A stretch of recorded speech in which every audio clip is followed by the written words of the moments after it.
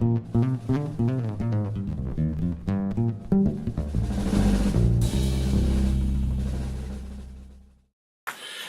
how's everybody doing? My name's Jake Rowan III. This gentleman's good enough to stop in and check out some stuff. I have a couple old tales about when I started tattooing. Not that I'm anything special or any kind of old timer or anything like that, but met a few pretty cool cats starting out in 1984.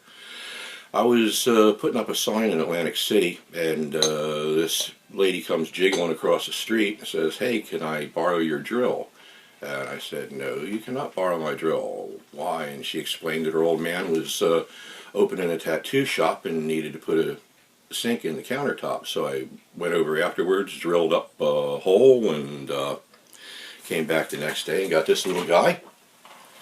And that was how I met Tony Cambria Jr., Tony the Pirate's son. Real nice guy, excellent, very talented artist. He taught me a lot about the art of tattooing. It was an interesting experience. We were probably some of the last people to actually work bare knuckle. It was 1984 in Atlantic City. And we weren't using gloves or sterilizer pouches or grips on our tubes. It would allow you to rip the door off a Volkswagen after a few weeks of tattooing. It was interesting. It was fun. I learned a lot.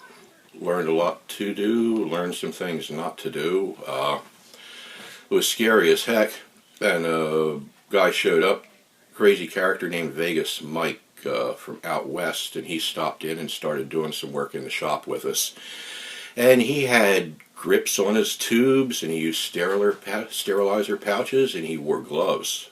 It was an interesting revelation. Those tubes got darn slippery.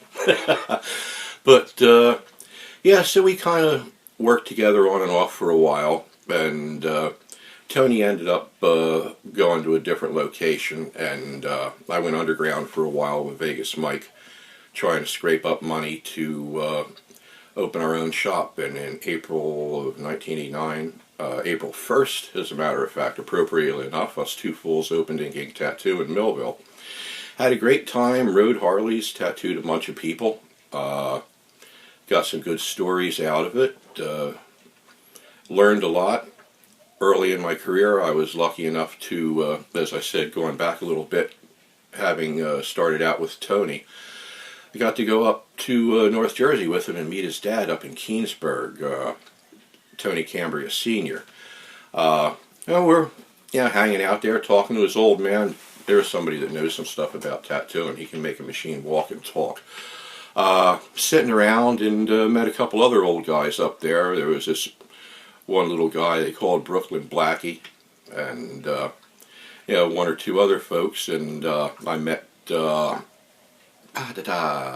Chancey's son, Dominic Chance Jr., went by the name of Lucifer Skins.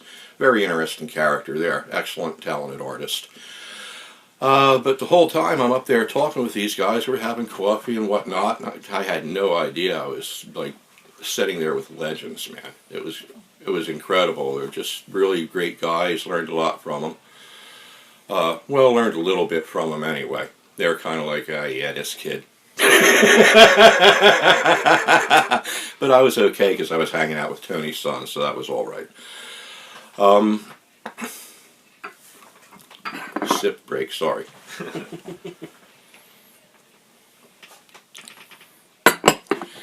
That was a very interesting... Now, Goofus, must you? It was a very interesting experience. It was really great meeting some of the old-time guys I didn't know until years later when I got the Mike McCabe book, who some of the people that I was meeting really were. Between then and opening the shop, I was lucky enough to run into Coney Island Joe. He kind of took me under his wing just a little bit. He was a great guy. He gave me a lot of advice, schooled me a little bit in the old-timer way of running a shop and thinking and dealing with clientele. Very, very illuminating. I can't thank him enough. Mr. DeMatteo, wherever you are, I certainly do wish you the best.